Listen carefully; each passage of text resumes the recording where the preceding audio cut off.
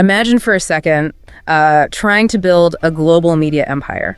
But all you have is a cracked, really basic smartphone and a cellular data plan that you have to carefully ration out every month. Right, which is already a massive hurdle. Exactly. Now imagine you are competing for the exact same audience as some mega influencer in Los Angeles.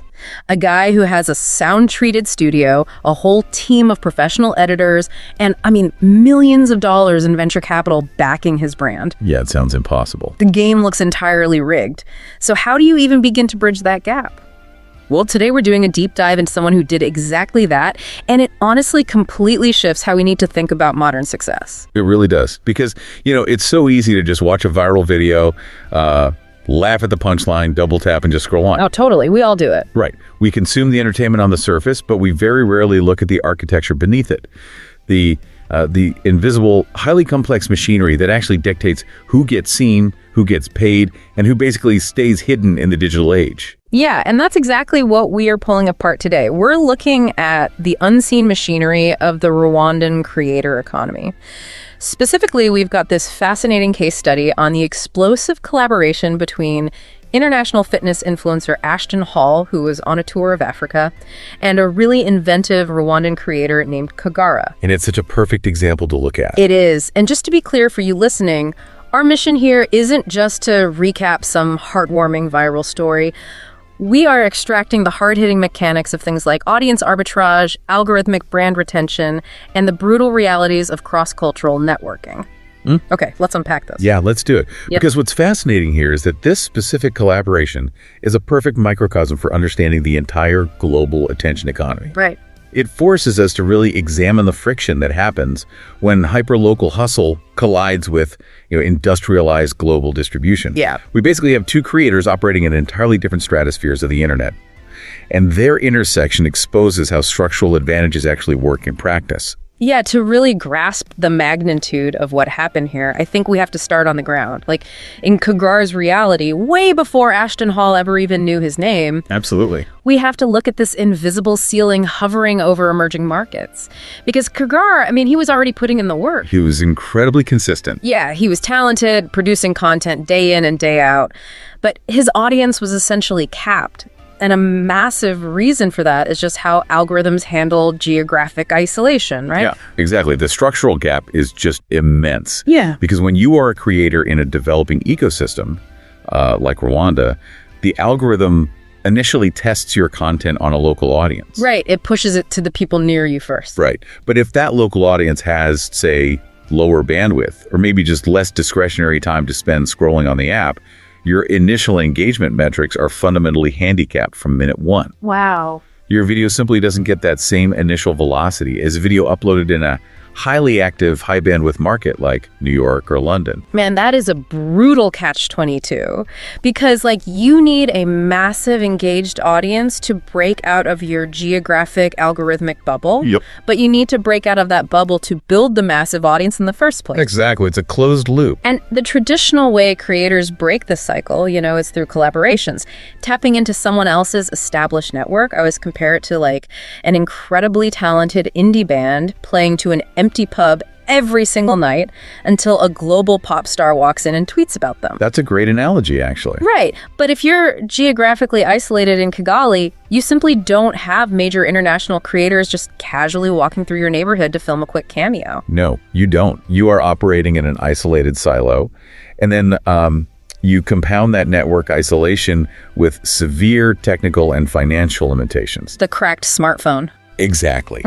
We are talking about trying to capture and hold a viewer's attention, which is arguably the most competitive currency on earth right now, using a basic smartphone.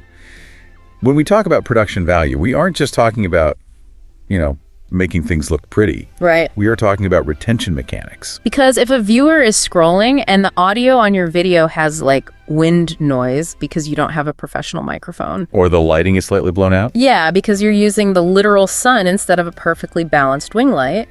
The viewer's brain just subconsciously tags the video as low quality. Instantly. They swipe away within 2 seconds, and then the algorithm sees that 2-second drop-off, decides the video is terrible, and just stops showing it to people. Kagarara was fighting that algorithmic gravity every single time he hit record. He was. Yet, despite those massive constraints, he managed to hack the system through highly original parody. This part is so smart. It really is. He took Ashton Hall's glossy, high-production fitness videos and just recreated them with whatever he had lying around. Yeah, like lifting literal rocks instead of weights. Exactly. And this is a brilliant strategic move because parody acts as a vehicle for algorithmic piggybacking. By tagging Hall and using the same audio and visual motifs, Parody tricked the algorithm into testing his content alongside Hall's massive established footprint. Wow. It was essentially a localized lightning strike that successfully hit a global conductor. But that brings us to, honestly, the most terrifying part of the creator life cycle, which is the viral trap. Oh, yeah, the trap. Because Kagarara gets the lightning strike. Millions of people suddenly see his Ashton Hall parody, but getting attention is completely different from keeping it. So how does a creator make that terrifying leap from a one-off viral trend to a sustainable career? Well, that is the million-dollar question, because a viral moment is essentially just a localized weather event. Right. It gives you momentary illumination, but it doesn't build a house for you to live in. Building a house requires algorithmic brand retention. Okay, so what did Kagarara actually have to do?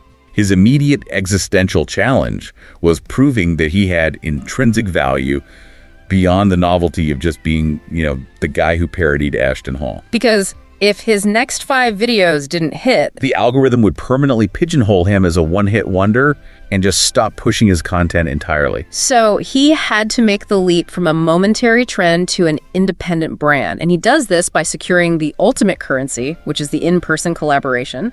Ashton Hall actually flies to Rwanda. He does. But I want to pause here, because giving Kagarara that physical validation wasn't just charity. Hall walked away with something massively valuable too. Massively valuable.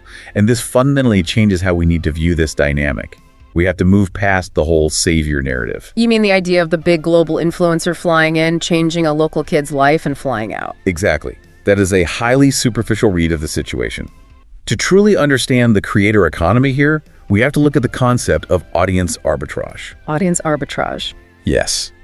Ashton Hall traded his high-value Western algorithmic weight for Kagarara's vast, untapped, localized trust. Let's break down that arbitrage, because Hall didn't just film a standard travel vlog when he got there. No, not at all. He didn't just go to the glossy tourist spot, set up a tripod, and talk about the scenery. He documented a genuine, on-the-ground friendship unfolding with Kagarara. Right. And we have to look at how the algorithm processes that specific type of emotional resonance. When viewers see genuine emotional connection, like an international star humbly sharing the screen with a local parody creator, their watch time absolutely skyrockets. Because it's a real story. Yes. They don't just scroll past, they stay until the very last second of the video, and crucially, they hit the share button, they text it to their friends. Yeah. The recommendation engine sees that extended completion rate and that sharing velocity, and it forcefully injects the video into millions of new feeds. Wait, okay. Let me push back on this a little bit. If the underlying machinery rewards this emotional stuff so heavily, does that mean these international collaborations are just calculated moves by global creators for better engagement? Like, is a global star flying to Rwanda just treating local creators as an engagement farming tool because the metrics demand it? That's a fair question, but it doesn't have to be a cynical manipulation just because it's a strategic success. Okay, so it can be both genuine and smart. Exactly. The collaboration was a highly effective symbiotic exchange. Yeah. I mean, doing another standard set of bicep curls in a Los Angeles gym is expected. Right. It's safe. It's very safe, and the algorithm knows exactly who to show it to. But flying across the world to collaborate with a creator who parodied you, that introduces narrative arc. It introduces unpredictability and, honestly, heart. Yeah. The fact that Hall's engagement skyrocketed is just a byproduct of human psychology interacting with the platform's code. And the public relations dividend for Hall is just astronomical. I mean, he is now cemented globally as a creator who elevates young talent, who actually keeps his promises and genuinely gives back. You cannot buy that kind of brand loyalty with traditional advertising. No, you really can't. But I'd argue the most aggressive return on his investment is the geographic expansion. Oh, for sure. Yeah. Because Kagarara effectively acted as a cultural liaison. He handed Ashton Hall the keys to a massive demographic footprint. He did. Through this collaboration, Hall wasn't just introduced to Rwanda. He gained immediate, validated access to millions of young, digitally active users across Uganda, Kenya, Tanzania, the Democratic Republic of Congo, Burundi. That is an entire region of the world with a rapidly growing digital infrastructure that might never have engaged with a standard American fitness influencer. Exactly. But because Kagara is someone they already know, someone they trust, validated Hall basically bypasses the usual skepticism of foreign creator faces. He doesn't enter those feeds as a tourist trying to extract views. He enters as an invited guest. That's the perfect way to put it. The local creator gets a sudden injection of global visibility, but the global creator acquires deep, localized credibility across an emerging market. Yeah. It is a masterclass in mutual growth. It is, but let's pause for a second and look at the actual execution on the ground. Because the metrics look like a perfect win-win on paper, right? Right. The narrative is beautiful on screen, but executing a global collaboration in person, on the ground in Kigali, is not just high fives and perfectly lit shots. There is immense real-world friction when you try to merge these two worlds physically. Oh, absolutely. The logistics of trying to shoot high-stakes content in that environment are inherently chaotic. I can only imagine. When you combine the pre-existing fame of an international influencer with the highly localized, explosive viral fame of Kagara, you create a spectacle. And spectacles draw intense crowds. Yeah, the physical challenges alone are staggering. You have massive crowds pressing in everywhere they go, people wanting photos, wanting to be part of the video. Just swarming them. And you are trying to maintain audio quality, manage lighting, and stick to a tight production schedule while essentially navigating a mob of excited fans. And on top of that, Hall is dealing with standard travel friction, unfamiliar food, language barriers, adapting to local customs, all while having to maintain that high-energy parasocial smile for the camera. It's exhausting. Yeah. But, this raises an important question because the most fascinating and, frankly, the most dangerous friction point during this physical tour is what we can call the expectation trap. The expectation trap. Yeah. During the collaboration, Hall makes an incredibly generous gesture. He gives Kagara a car and a significant amount of money to help him build his production business. Right. Which, as a viewer, is an amazing climax for the video. It is the emotional payoff we want. Yeah. But it's kind of like winning the lottery, right? Suddenly, everyone you meet expects a loan or a favor. By giving away a car and cash on camera, Hall disrupted the local social equilibrium. He really did. He accidentally shifted his brand in their eyes from collaborating creator to basically limitless benefactor. Exactly. And once that precedent is set, the creator is walking on an absolute knife edge. After Kagara received the car, other people in the public immediately began expecting Hall to help them in the exact same way. Right, they see him handing out cars. Yeah, so the boundary between collaborator and ATM was instantly blurred. And recalibrating those boundaries while cameras are rolling everywhere is incredibly dangerous. Because if Hall says no to the next person who asks for help, the crowd's perception can turn instantly. The same algorithm that forcefully pushes heartwarming content will feed on outrage and controversy just as fast. Faster, even. A positive PR tour can mutate into a PR disaster overnight. If the local crowd feels you're being unfair, or if they feel entitled to your generosity and you deny them, the narrative flips. You become the bad guy. You go from being the generous friend of the community to the wealthy foreigner who is hoarding resources. Managing that psychological pressure, setting firm boundaries, and doing it all respectfully while millions of people are ready to judge your every micro-expression in the comments section, it's an immense burden. It really is. So, zooming out from Kagarara and Ashton Hall, what is the master blueprint here? What is the core mechanism that you, the listener, can extract from this dynamic? Because it strips away a lot of the myths we tell ourselves about how the modern economy works. The overarching lesson is that raw creativity alone is entirely insufficient. Wow. It's true. You could be the most talented person in your field, but without an understanding of algorithmic visibility, strategic collaboration, and global networking, you will remain structurally stagnant. The countries and the individuals that dominate the digital economy do not possess genetically superior talent. No, they just have an industrialized system for capturing and monetizing attention. They have established networks, frictionless access to capital, professional management layers. But here's where it gets really interesting. Kagara broke through that industrialized fortress. He absolutely did. He proved that the playing field doesn't always have to be leveled by massive capital. No, it can be leveled by sheer ingenuity and an understanding of the mechanics of the platform. He didn't wait until he had the perfect studio or a venture capital backer. He used consistency, originality within an existing trend, and the courage to actively adapt a global idea to his hyper-local reality. It is the ultimate triumph of substance over polish. You can have a $40,000 cinema camera, a team of lighting technicians, and the perfect set. But if there is no narrative soul, no tension, and no genuine human connection, the recommendation engine will eventually bury it. Every time. Meanwhile, a creator in Rwanda with a cracked smartphone and a brilliant original perspective on a global trend can literally hijack the attention of the world. Yeah, and if we connect this to the bigger picture, it fundamentally removes the excuse of needing perfect tools to begin.